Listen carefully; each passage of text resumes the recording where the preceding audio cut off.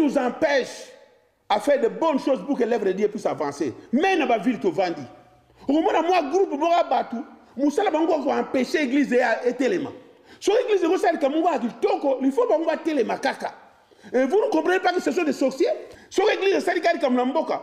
Il faut que téléma baloba. Bino banani. Un grand nombre de soi-disant chrétiens aujourd'hui, ils vivent dans la maison de Caïphe. Pierre n'a pas Caïphe, il n'est pas Wana Yesu. Bato ba yebinzambe te ba yina binzambe na bango pe na kati ya bonzambe. Siko komi bo komi na tolérance. Tant sou kuti banga zongo na famille na bango. Azongo na tribu na bango. Lokola ya kola mingi na makamba ya famille na bango ya bomboka na bango. Siko alinga memela biso na kati évangile. Et puis azali ko imposer biso yango abi biso za la kandengo wana. Ezala kandengo wana wapi pe pa nani. La Bible dit clairement Dieu a la haine du péché. Nzambe aza na haine ya lisumu. Soki nzambe azali papa na biso aza na haine ya lisumu bongo ngai. Balingi ba bongsa loka kitoko po bato so bakoma na kimia. Balingi ba bongsa misala kitoko po na ndanga nzambe fa na kimia. Mais omona bato mo bazo telemela ngo. Même bato bazo telemela ngo bako yaka pe na église ata mukolo moko te. À chaque fois boko telemaka po na ko s'opposer contre l'église, boy baka ke moto ko lulanda ka bino sika bozali. Moto nzambe pe ba bomba manga ato buaki mai ato fini vunga yebate eko tobona na vunga na mai no sone ko zikisa ko tumba kaka yo lelo ba demera na bona ndaka Caïphe ba yeba te ka fani ndaka Caïphe pour comment na lokuta moko ya ko sakanate. Et pourtant la Bible nous dit clairement c'est Satan le diable qui est le père de mensonges. Au monde ba chrétien ba comme plus ba matérialiste que causal spirituel. On a 100 000 beautés, on a 50 000. Comment on a passé? Malheureusement, on a passé na Zalaki. Bon, on a combien? Combien aujourd'hui va signer un pacte, va signer un contrat, va signer, mais ça va contrat, va signer un pacte, va sali. Pour même venir, il y a un mboka pour venir, il y a un peuple pour venir, il y a une famille. Combien va compter dans la science occulte? Bateka bana na bango déjà.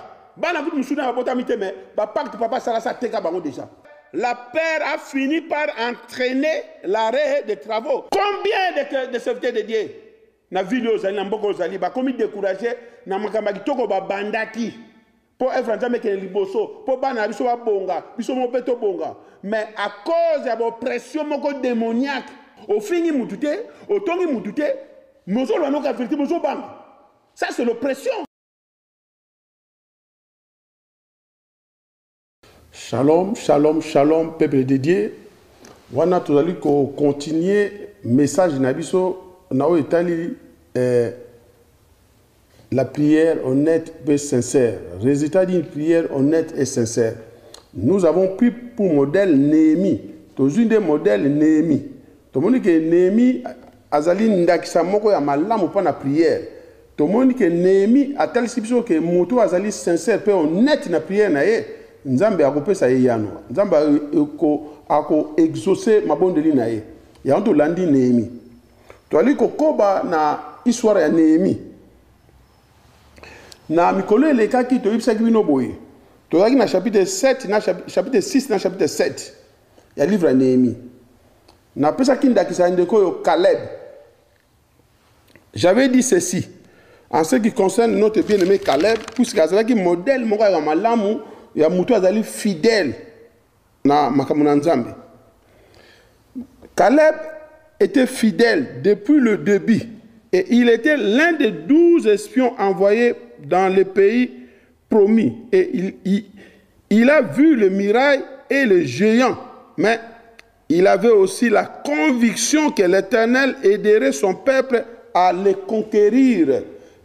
Ndeko Caleb na ibisa kibino mikolo uto lega ke azalaki fidèle pa nzambe bakeneki na mboko oyo nzambe prometaki bango po bakende ko espionner yango batala eloko ni bakoki kokuta kuna bamonaki ba géant na kati ba mirwa ndenge batongaki yango le bazongaki ya tikala kaka fidèle ayeba ke quel que soit makambo bamonaki kuna ayeba ke nzambe oyo tozali kosambela azali puissant akopesa ye yano ayeba ke nzambe tozali kosambela azali puissant akokokisa makambo wana eloko moko te ezali impossible pa nzambe oyo nanga tozali kokumisa. Alors Caleb, bien que makambo amonaki elekaki bango, mais il est resté fidèle pe suka makambo ngo ekokisamaki. Ce que aujourd'hui, dans le livre de Nombre, chapitre 13, verset 30 à 33, on comprend de peu à peu redécouvrir conviction au Caleb Azagi Nango, puis qui fidélité na Bonzambe. Dieu lui avait promis un héritage personnel pour le récompenser de sa foi. Dans la moto locale, Caleb, ce qu'on dans Nombre, chapitre 14, verset 24, ou bien dans Deutéronome, chapitre 1er, verset 34 et 36, on comprend que moto wana loka Caleb lokola azaki moto moko ya kondima Bible lobi sans la foi okoki ko sepsa nzambe te. Mais Caleb azaki moto moko azaki na kondima pe azaki na foi. Alors nzambe a récompensé kondima ya Caleb. Tu vas comprendre que na âge il y a 85 ans puisque tant nzambe apesaki prophétie wana na monoko ya Moïse pour na tina Caleb que Caleb yo okokota kimia na mboka Hebron, Caleb yo oko diriger Hebron, Caleb Hebron ko zala maboko na yo, Caleb azaki na 40 ans. Mais imaginez après 45 ans, wana Caleb a comme na 85 ans, likamo yo kokisama. Alors il faut ça na kondima. Est-ce que yo ko ça na kondima ndenge wana kwa Caleb? Yo ko ça non? Et pourtant la Bible nous dit que la patience c'est l'un des fruits de l'esprit. Caleb a prouvé sa patience. Caleb a prouvé qu'il est vraiment fidèle à Dieu. Et il est resté fidèle à Dieu après 45 ans. Le professeur Joaquin a 40 ans, mais après 45 ans, comme il a 85 ans, il a Kokusami. Est-ce que yo, vous allez patient?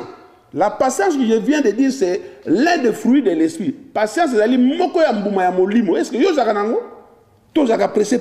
Oza maloba makambo nzamba lakayo. Mais tellement vous allez presser na vie, vous allez makambo Kokusama. Lobi na tongo, mais nzamba za mettre na tout. Un jour, pas nzamba za 1000 ans. 1000 ans, pas nzamba za nonga un jour. Bon, yo pressé na nani. So nzamba mda laka yo resté na position na yo. Puisque nzamba soka laki batu makambu, ikoksa makaka. Loba amen ici ko zali. Ah, tu yoko bona que na 45 ans plus tard, ce territoire lui était donné. Sa foi est toujours ferme.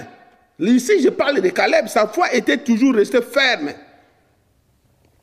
Bien que ce territoire était abrité par des géants, Caleb sait que l'Éternel l'aidera à les vaincre. Caleb a dit que le territoire wana obazo que l'ingaba botola. Batwa vana on azaki batama kasi ba géant bazaki na kata mboka wana batama kasi vena mais Caleb ayeba ki nzamba ko sungaye po a gagner batu wana parce que abi nzambe sa lobaki bien mais on a lingi ko conseiller makabo nzamba loba po na yeba te tikala ndengu wana reste fidèle soyez patient reste dans la prière et tu verras que Dieu fera de grandes choses dans ta vie. Yango suivons l'exemple de Caleb, de Néhémie. Restons fidèles à Dieu, pas seulement au début de notre marche avec lui, mais notre vie durant. Ne nous reposons jamais sur le passé ni sur notre réputation. Tikala fidèle, et c'est la cas de bandélité, mais libéla nanzambe, et tu verras, Dieu fera de grandes choses dans ta vie. Tout tikala kakakate, n'a pas passé, n'a biso, tant tozalaka, oebitan wanate, ça c'est le passé. Continuez marche dans yon nzambe. Continuez ko banga pe réputation na yote po batuming ba comment banga réputation na bango. Lokala ba yebi azaka moyibi, lokala ba yebi azaka ndumba, lokala ba yebi azaka moto lokuta, yango comment ko bangisa ye. Et pourtant, wana ezali penser au adversaire azotia kati na yo po olemba po te patience ici là. Likambo nzamba lakayo ekokisa mate. Yango na yobi que Comité n'a passé na yote ni sur ta réputation. Bossa dans l'apôtre Paul, il est parmi les gens. Oh, tokol baboma Étienne. Mais apôtre Paul a bossa na ka réputation na yema bewana. Tant que soit bien comme ce n'est sauvé personne a marché dans Nzambe longo. Et puis tout le monde va livrer à comme puis tout le temps dans la Bible toujours autant. En donnant ce territoire à Caleb, Josué réalise une promesse divine vieille de 45 ans. Tant que kokisami et que territoire wana ba personne na boko Caleb après 45 ans, Josué a réalisé que prophétie wana pesama il y a 45 ans. Une vieille prophétie de 45 ans il s'est réalisée. Oya yo bana ba yebisa na nzambe c'est sali mibuboni. Puisque aux angi patience fruit de l'esprit. Yango zo mona oza l'hésité. Ce qui nzamba lo ba yeba ke kokisama yo reste dans la prière puisque nous parlons de la prière. Nous nous attendons à une telle intégrité, fidélité. Exemple, il y a Caleb. Toujours de la intégrité, la fidélité, la Caleb Néhémie. Quel que soit le problème, aïbike Nzamba Zali, Nzamba Loba, Ponatina, Nepe, Makamango, Kokisama. Yango, il faut intégrité, la fidélité, la Caleb, et puis, une fiabilité de la part de Dieu et qu'on s'alango paix.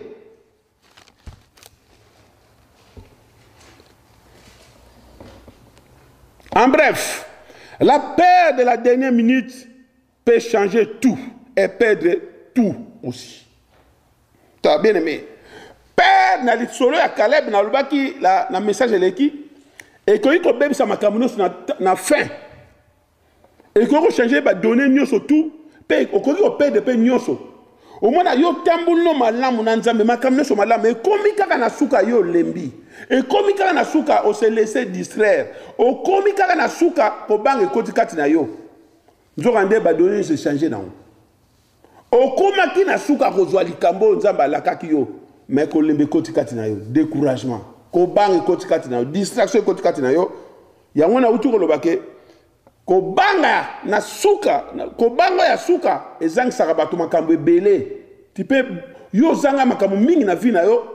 Oyo koma ki na porte kozwa lokola ba ndeko oyo ndakisa na pesa ki ya Caleb ba komi penda le sika nzamba tinda ki bango tant batili les 12 espions ba kende makambo mona ki kuna ebangisi bango ba zongi 10 parmi les 12 espions ba komi ko banga mais Caleb et Josué ba tikali ferme pour ayebi ke nzambe sa lobaki quel que soit makambo misu na biso ezali ko mona nzambe akosala po aza mona na moto te pa akosa. Et pourtant, comment qui peut na kokota na porte? Yo, oso comment peut na porte, il y a la promesse aux Nzamba lakayo. Mais kobanga, ils ont ça aussi ma. Découragement, ils ont ça aussi ma. Distraction, ils ont ça aussi ma. Yango na lobi, zala lokola Caleb, zala lokola Néhémie, zala lokola Josué. Bato soki Nzamba lobi, bazonga kasimate. Ezana nzembo moko yonanga to yembarate.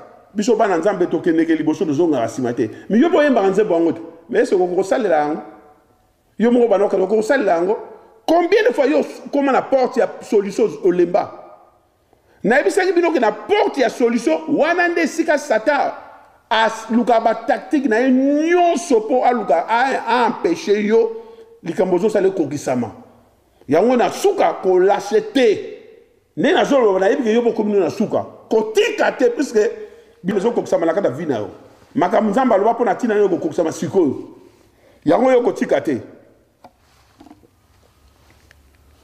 Oui bien aimé tu as lu ko koba poto soso la chapitre 7 ti na chapitre 13 malamu nena lobaki pendant qu'on comprend du chapitre 7 jusqu'au 13e chapitre nous devons étudier un peu aussi le livre Esdras pour ce livre Esdras et que sungabiso parce que Esdras lui il avait précédé Néhémie na Juda. Esdras a commencé bien avant Néhémie. Puisque Esdras, bangonde batonga ki temple. Néhémie tanga roya pa tonga ba mir na ba portail beba ki temple Esdras c'est ça banaki ko sala musala nango déjà ça asala ki musala nango. Ya on a lobby pour bien comprendre le chapitre 7, tu le chapitre 13, nous devons aussi étudier un peu le livre d'Esdras. Dieu a besoin des hommes fidèles ou intègres et des hommes qui croient à la parole, à sa parole. Comme je viens de le dire, pour bien comprendre le chapitre 7 jusqu'au chapitre 13e, nous devons faire recours au livre d'Esdras. Ceux qui ont précédé Néhémie ont raconté l'opposition à Juda. Exemple, Esdras. Esdras, chapitre 4, verset 1er jusqu'au 4e verset, puisque nous n'avons pas du temps. Esdras, chapitre 4, verset 1er jusqu'au 4e verset. Tu trouveras vraiment que c'était vraiment de la sorcellerie. Esdras, chapitre 4, verset 1er jusqu'au 4e verset. La sorcellerie. Tout ça pour que le temple est ton amaté. Va rebâtir le temple était. Bien-aimé, essayez de comprendre depuis l'exil de Judéens jusqu'au retour à Juda, il y a plus ou moins 70 ans. D'où les ennemis se sont vraiment installés. Et il y a un mélange avec d'autres peuples qui donneront plus tard les Samaritains à cause de leur mariage mixte. Tala. Ce que vous imaginez, que banda peuple na babimaka na Juda, bakendeki na Babylone, na opendambo atikalaka. Et les cas, plus ou moins 70 ans, 70 ans, pour te Néhémie zonga. Alors, comme banda okansa, batuwana panda taonyo sowana. Basangana ki na ba peuple mususu bazaki ya nzambe te. Babala naki même, basala ki mélange. Donc, babala ni na bata ba doctrine compliquée. Mélange wana ba boti même bana. Infiltration ya solo et koti. Plus ou moins 70 ans. C'est-à-dire, lié moko et koti kati ya Juda. Et ça qui facile pour casser, pour déraciner lié wana. Ba mariage mixte pe salami. Il y a un même naissance bateau un peuple samaritain. C'est-à-dire bateau basana na doctrine moko compliquée. Doctrine na mongo pena tant musu bomoni bonzambe, tant musu bomoni kibupagano. Il y a une doctrine ba samaritain. Au moins ba sanksi doctrine nzambe na doctrine mokili. C'est ça les samaritains. En bref, leur mariage avec lequel les Israélites restaient dans le pays a donné naissance à une population mixte, aux pratiques religieuses syncrétistes, c'est-à-dire de doctrines, plusieurs doctrines, systèmes philosophiques compliqués, connus sous le nom de Samaritains, les loyaux. Autobeng va Samaritain. Balani na bato ba yebi nzambe te. Bato ba yebi nzambe te ba yina binzambe nzambe na bango pe na kati ya bonzambe. Siko ekomi bo komi na tolérance. Lelo ba komi bengo tolérance to tolérer kaka. Ba balana te. Mutu wana zali no chrétien, yo za chrétien, ayeli yo ba tradition na bango ba coutume na bango eza na bonzambe te yo za mwana nzambe. Ozo ndimaka ko lobi bona sala suni to balana to bota pe banat. Dieu est juste. Nzamba za juste. Yango komona na histoire la Bible ba Samaritain na ba vrai Dieu ba daki ko yokana te. Puisque les Samaritains ba memela bango ba doctrine moko bi memema. Makambo za la Bible te obiso to sala yango ndengwana selon biso za la kandengwana. Pe ba kocho na bonzambe et puis ba ningi ba nzambe pe ba ndima makambo na ba landa yango. C'est ça la doctrine ba Samaritain. Doctrine ne kotaki e bande ko banda tango yo. Et puis vanda ne ba sambli na biso pe ndengi moko. Le loto comment la muntu so la 8 ba biso tango to sambla la soko wa place à 8 biso za la bongo. Mais na Bible za ndengi wana. Tango su kuti banga zo na famille na bango. Azo na tribu na bango. Lokola ya kola mingi na makaba ya famille na bango ya bomboka na bango. Suko alinga même la biso na 4 évangiles. Et puis azali ko imposer biso yango abi biso za la kandengo wana. Et za la kandengo wana wapi pe pa nani. Biso toza na bonzambe loba amen. Donc doctrine ya ba Samaritain ezaki doctrine ya bonzambe te. C'est-à-dire ezaki doctrine moko ezaki mélange. Bu pagano na bonzambe basangisi. C'est ce que nous vivons actuellement. Au moment où l'homme de Dieu a fait des bêtises, il a fait des bêtises. Il a fait des bêtises.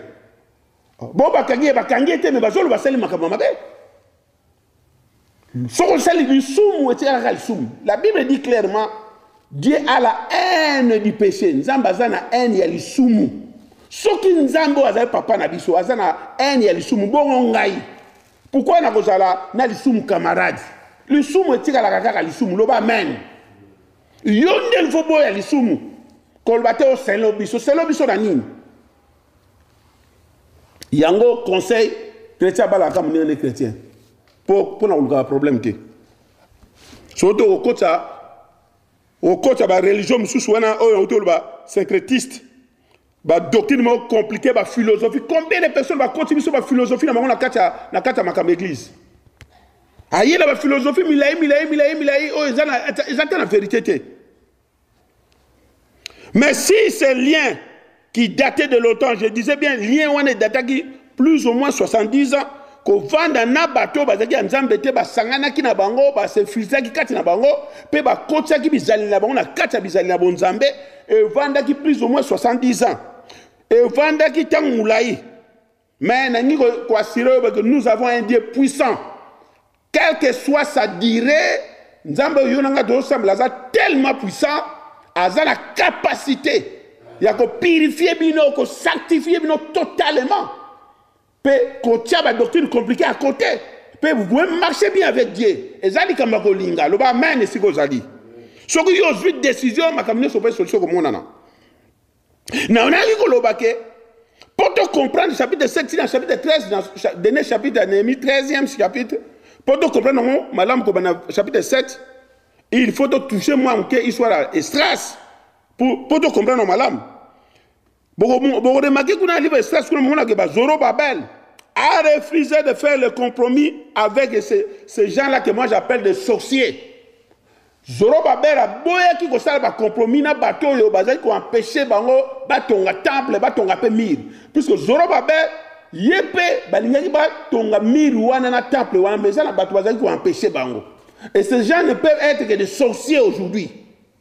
Je n'ai pas honte ni peur à le dire. Batouana makamaro sala ezaka ndenge ba sorcier ba salaka batwa lingi ba bongse loka kitoko po batu so ba na kimia ba lingi ba bongsa misala kitoko po na ndanga nzambe fa na kimia mais omona batu mo bazo tele milango même batu bazo tele mango ba ko yaka pe na église ata mukolo moko te so église sali kali comme na mboka il faut bango ba tele ma ba loba bino banani biso na bino to ko kabona ka na moto à chaque fois beaucoup télémaka pour s'opposer contre l'église boy bakake moto ko lulanda ka bino sika bozali moto nzambe pe ba bomba manga ato buaki mai ato fini vunga e ba te ko tobona na vunga na mai no sone ko ziksa ko tumba ka yo Estras bakutana na makambo wana ba Zorobabel bakutana na makambo wana o Néhémie azokutana nango pour simplement dire que makambo ne banda kala.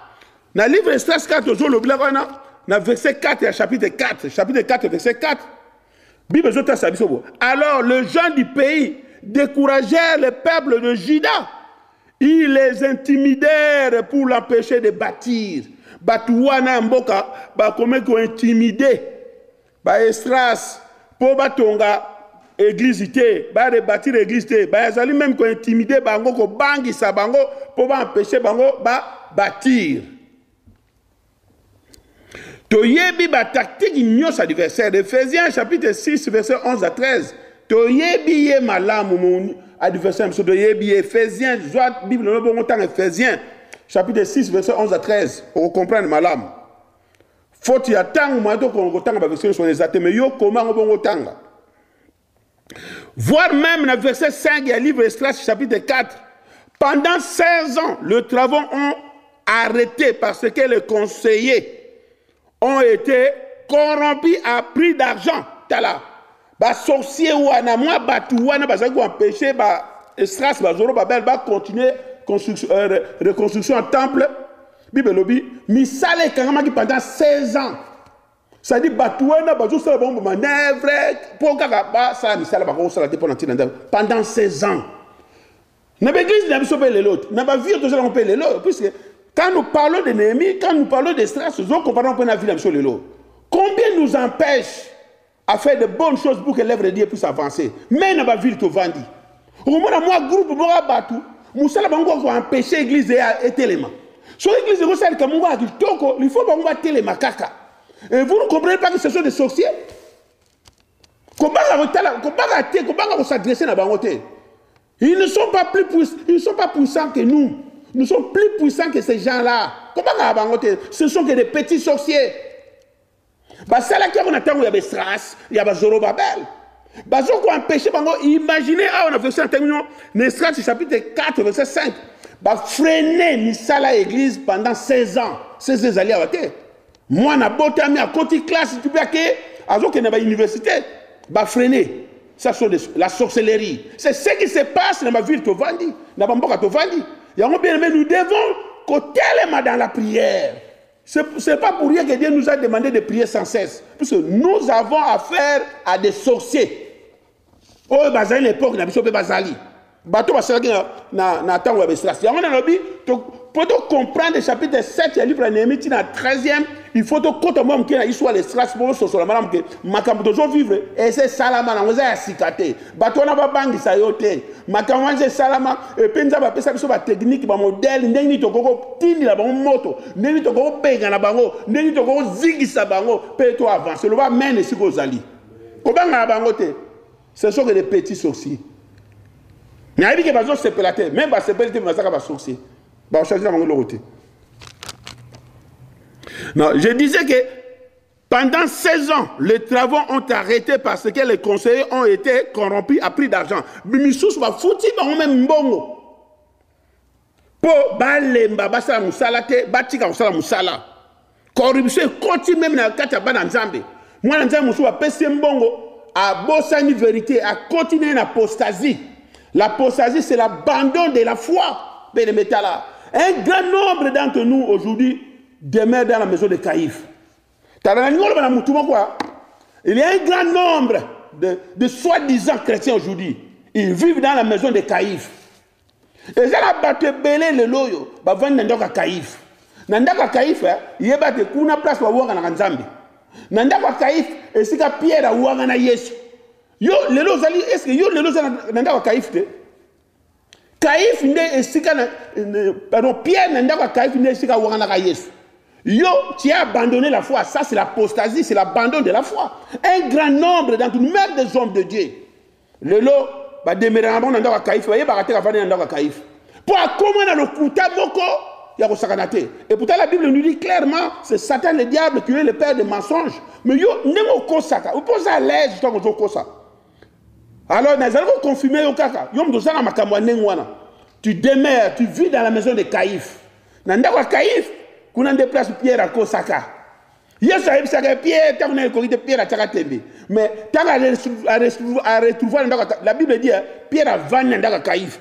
Comme il faisait un peu froid, la Bible dit qu'on se réchauffait un peu. Parce que, personnellement, moto, moi, chaleur à moto, on a des chaleurs à moto à l'Okuta. Pierre place à Kosa Wangana Yesu. Yo moto comment Wangana Makamanzam, soit tu nous as dit mon camité, mon anaka, le loko ba Wangana Kosaka Mananzambe. Pour vendre na kata kindumba, au vendre na kimuyibi, au vendre na lokuta, le loko comment Wangana Mozambe, ah de Golanga changer. Au ko vendre na ndaka Caïphe, bima na ndaka Caïphe, na ndaka Caïphe au kosa. Na ndaka Caïphe, au comme menteur.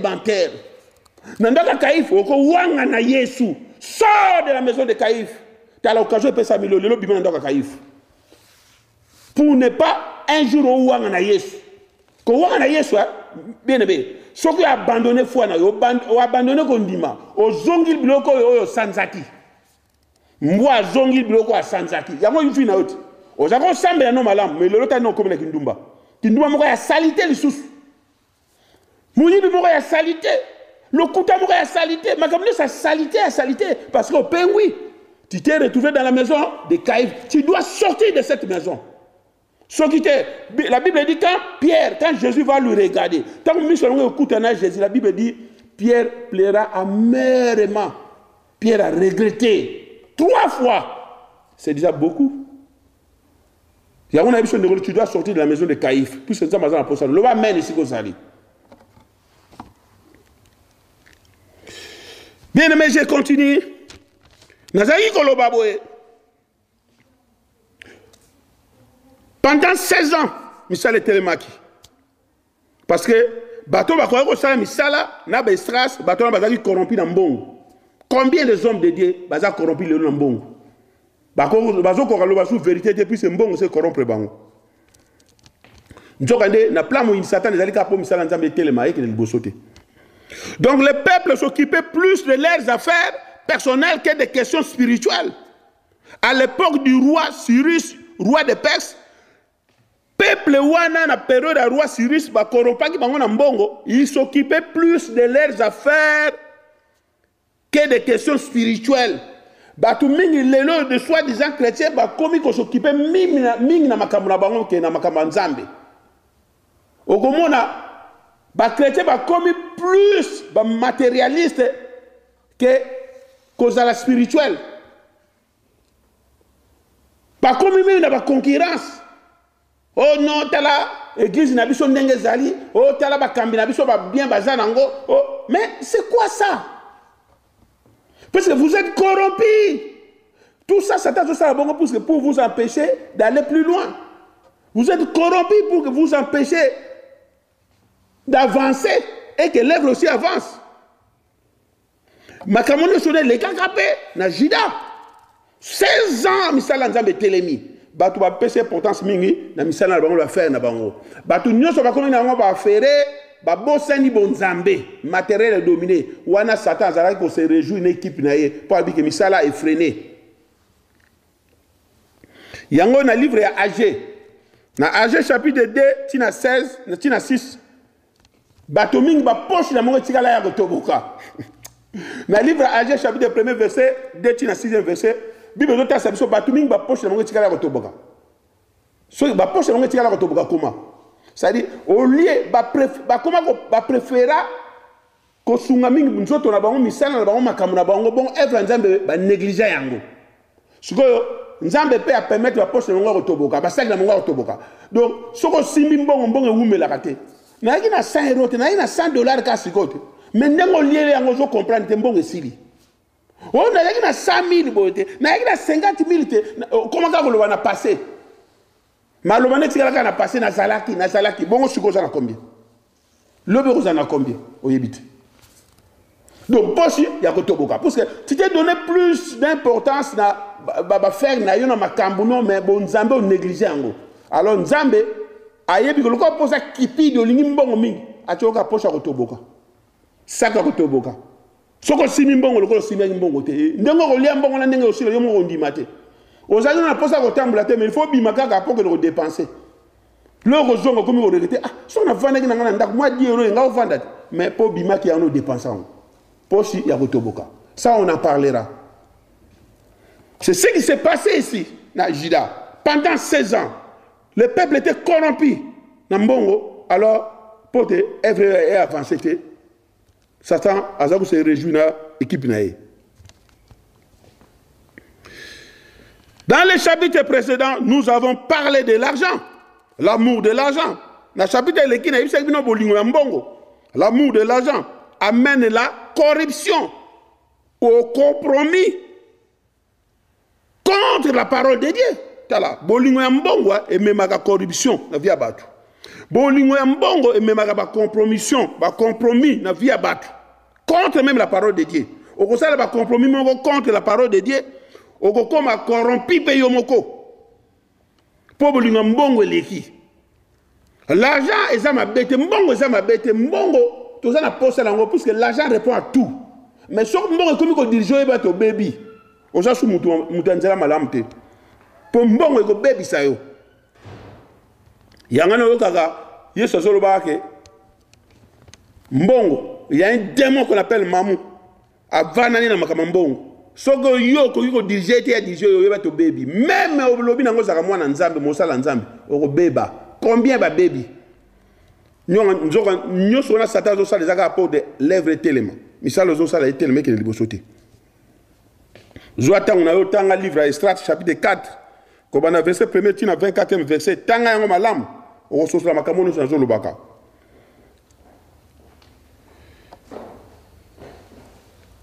Voire même ce qu'on termine le livre Esther, chapitre 4, verset 15, tu vas comprendre, il y aura même des contrats, des pactes qui se fait signer par des ancêtres Leur père, comme nous dit la parole.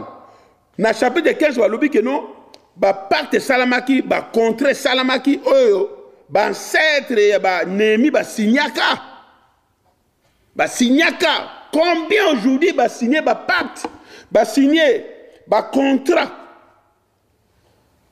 signé, mais ça contrat, signé pacte, sali. Pour même l'avenir. Il y a mboka pour l'avenir, il y a peuple pour l'avenir, il y a famille. Combien de contrats dans science occulte? Teka bana bango déjà.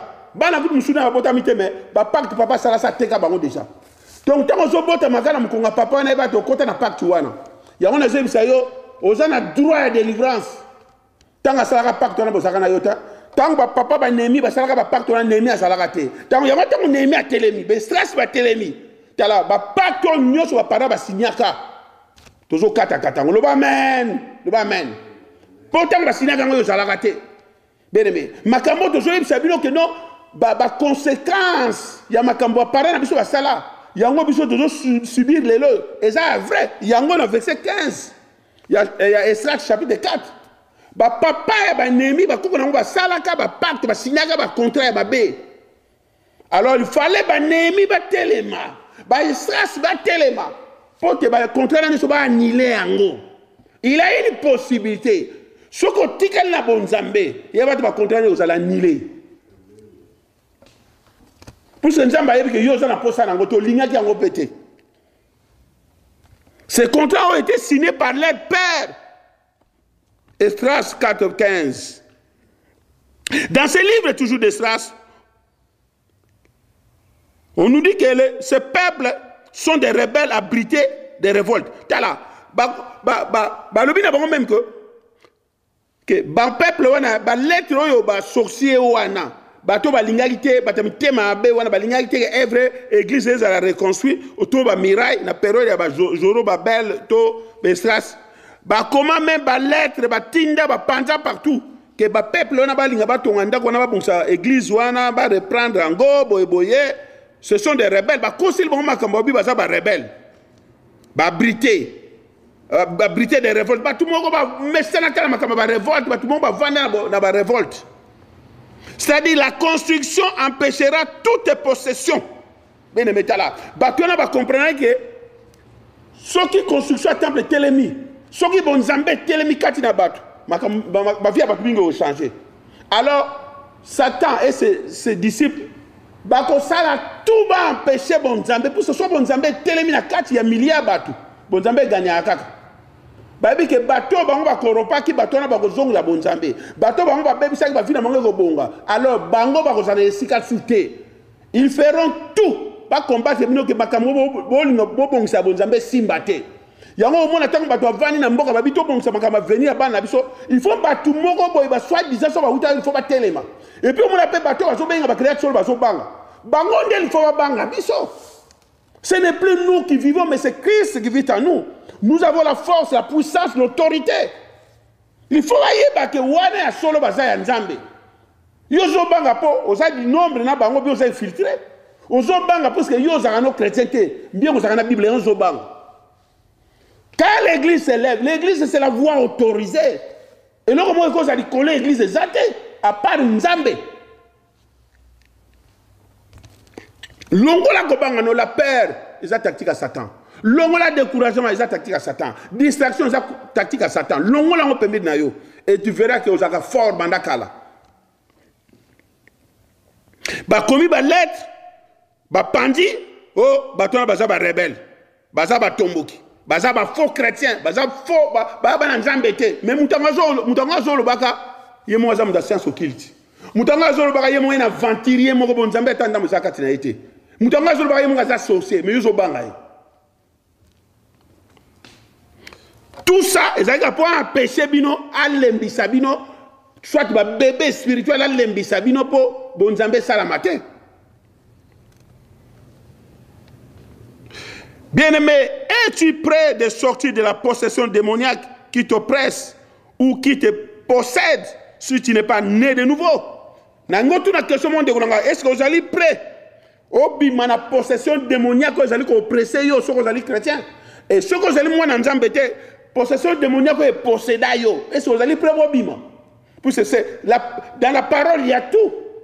Est-ce que vous allez prêt pour bima la possession démoniaque vous allez oppresser ou soit au bima la possession démoniaque est possédée pour non que moi l'ensemble. Est-ce que vous allez prêt pour ce y a des autres dans le final? Ce que bimi na yangote vino zaga frini. Les ennemis ont ajouté des pressions politiques même. Sur le livre Esdras, les ennemis d'Esdras à l'époque, de Zorobabel et les autres, ils ont même ajouté des pressions politiques. Politiser Makambango. Comme ils savent bien que c'est la politique qui dirige ce monde. Je dis bien, le prince de ce monde, c'est Satan le diable.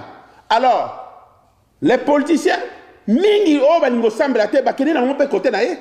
Alors, bango va politiser situation wana pour faire peur batwana temple tongamate. Misa nzambe est avancé. N'oubliez jamais les tactiques des ennemis. La peur finit par entraîner l'arrêt des travaux. Bien, dans l'époque de Zorobabel, la peur a fini par entraîner l'arrêt des travaux. Donc, Misa le télémagi pas na ko banga. Combien de soi-disant chrétiens le comment kana ko banga banga. Oza na vérité, osali sunto, osali pe mabete, mozo banga kaka.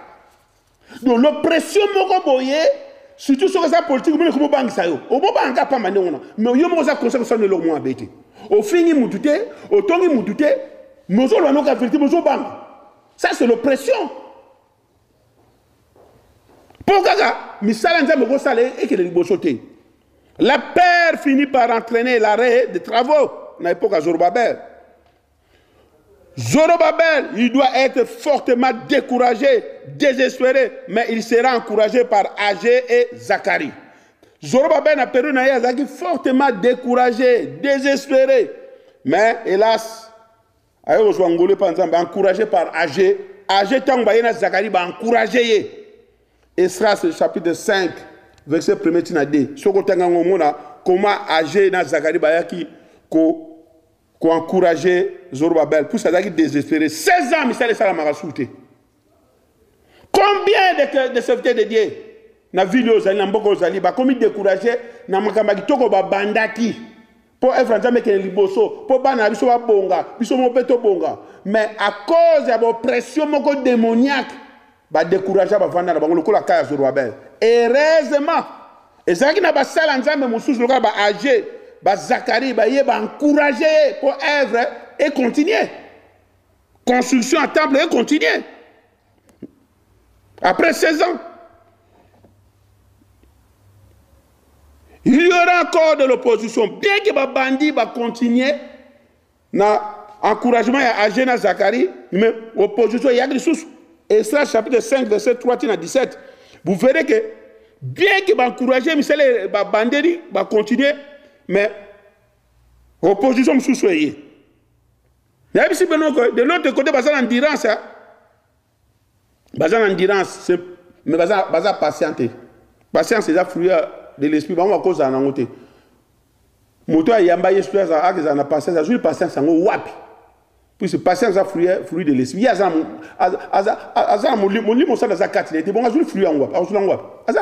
c'est l'endurance. Cette fois, on leur empêche le dé, c'est-à-dire, ils vont empêcher avec un mot temple, mais ce qu'on va empêcher, au temple était ni les murs. Babi Zorobabel, ni les temples on va reconstruire en côté, ni les murs pour reconstruire en côté. Tous les deux. Et ça, le temple était dans 1000 pour reconstruire en côté. Voyez ce qu'on a des sommes sous. Est-ce que la vie dans le comité? Les Kamazaki n'ont pas tout le monde, le col a salibo, n'a pas pu la souter. Ah! Et c'est pas ça là en côté. Le col a, les Kambo, les Pexay Bino, ils sont de l'ignaïté, ils sont salés en Goka, Bino chrétien. Na oyo bo salati, na oyo pe bo salati. Ba baki sina mususu ezaki na kata planté. Et c'est na comme la hôtel. Quand ça madame la vie na. Na verset 5. Esdras chapitre 5, na verset 5. L'œil de Dieu sera toujours avec toi. Tala. Na verset 5, Esdras 5 babi, li son ensemble ezaki toujours likolo na bango. Likolo ya Zorobabel, Agé na ba Zakari. Bien que l'opposition yel sous Mélis soit nzambe za otala bango. Yango nango kwa siron de kolanga yeba te liswa nzambe tala kayoka ko banga note. Ba ko sala nyoso ba lingi yeba te muto nzamba zo tala yebo azake touchable. Ba tuloka ba passer bo pour la zone sabino. Sala na ndongo lingi. Mais la zone biso ke miswa nzambe tala kayeka. Yeba te note de ne dort ni ne sommeil. Bo programme tout bo ko sala. Tango ba olinga bo toucher ka bo. Luka miswa nzambe tala kanga kaka. Bo ko zwa kamula nzambe te. Zwali problème na mutu oki me pa nzambe bo soko zwi problème pa nzambe oki me pa nani soko zwi problème pa nzambe oki me pa nani ta ezala batu su ba touchaka bango te soko toucher ye ba te Dieu va intervenir o comment la problème na nzambe bon alors na va intervenir sur Satan ça pas à finir yo par rapport au jour de mission. La présence des hommes de Dieu ont tous changé. Nous sommes ouvriers avec Dieu. La présence des hommes de Dieu qui sont venus aider Zorobabel a tout changé. C'est pour ça que je peux vous dire que vous confirmez, comme nous dit la Bible, que nous sommes vraiment ouvriers avec Dieu. Celui qui travaille avec Dieu ne choue jamais. Les autres travaillent dans Nzamba ne échouera jamais.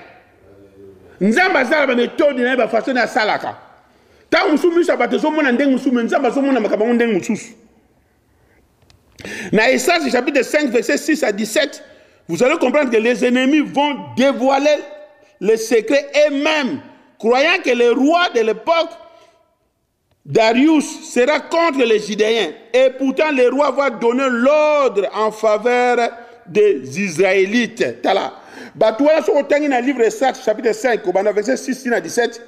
Bakeko funda makambe pa roi bakanza ke roi kozala contre ba Judéens nzokande roi kutu azalaki pour ba Judéens roi pesi ba mbeko mususu oyo ke batona baza sous la force te ya ko banga ratetala même roi ngaza mupagano soki yo zo banga nzambe zo tambola nzambe ko tiama loba kata munoko na ye akoloba makambu moko contre bato ba nuba saloma be pour ce notre Dieu est au-dessus de tout. Oyokakite Bible loba toute autorité vient de Dieu. Lokola nzamba biki ye aza mokonzi po nzamba na linga. Et que bana nanga ba ye, bazo sa likamo pa na faveur na ngai. Bongo batu bongo bazaki pembeni batamite mabe de ces petits sorciers, ba lingite evre nzamba ke liboso, ba yoko funde pa roi. Mukonzi makamu mukola makamba koti ya nzambe. Roi balukila batu wana. Albitala ngana za pour makamba to ba sala makambu tu ba sala de bazo reconstruire temple, ne ba reconstruire mur, mutu moko mekate, voire même mbongo ba sala misala wana bino to pesa.